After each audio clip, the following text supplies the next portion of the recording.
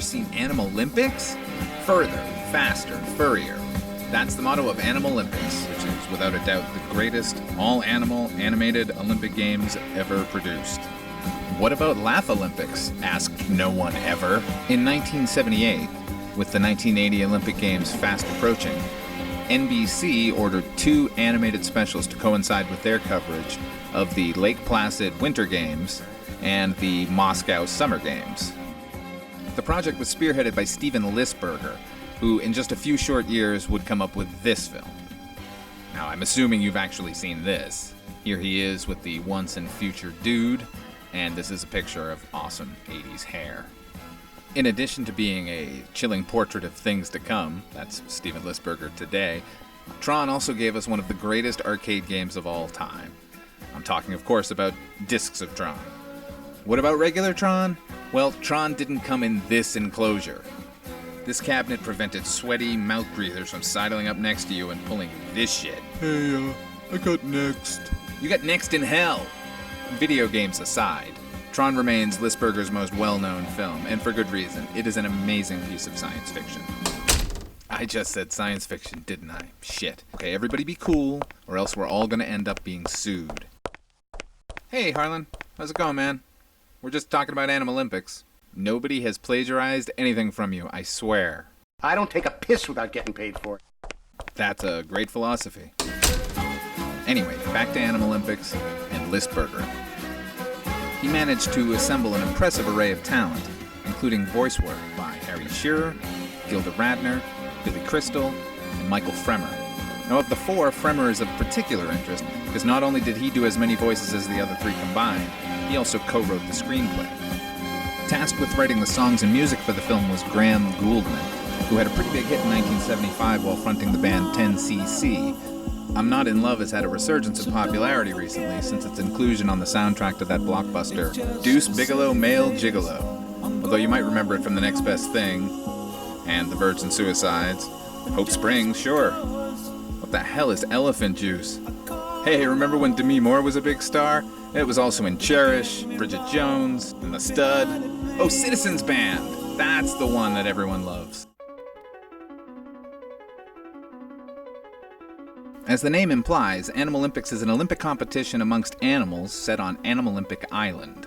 It's hosted by a menagerie of commentators with puns for names who introduce every conceivable sport you can imagine. It slows down intermittently to acquaint us with some of the main characters of the film, including the Calamari brothers, who, long before Cool Runnings, had no business piloting a bobsled. There's Dorit Turnell, a vampy figure-skating flamingo.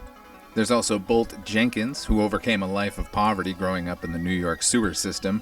He gets the film's inspirational training montage. Will he overcome and grab that Olympic gold? Yes, of course he will. Next, there's Kurt Woofner, a champion skier who gets lost in the mountains and finds himself in some sort of Shangri-La for dogs, imaginatively called Dog-ra-La. There's also Dean Wilson.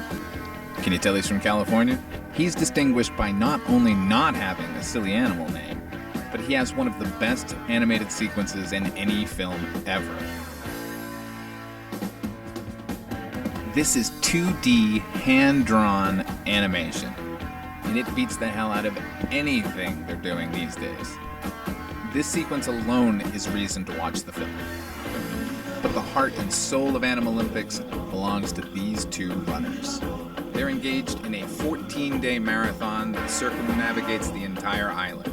They are Kit MAMBO, a lioness representing the entire continent of Africa, and RENE FROMAGE, a European goat who's been chasing Olympic gold his entire life.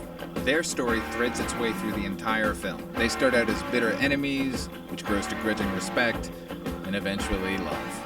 At turns heartwarming, funny, and imaginative, Animalympics really does have something for everyone. Suicidal bears, tumbling minks, fencing falcon, hockey as a metaphor for World War, whatever the hell this is. Maybe you like commercial parodies. Well, Animalympics is lousy with them.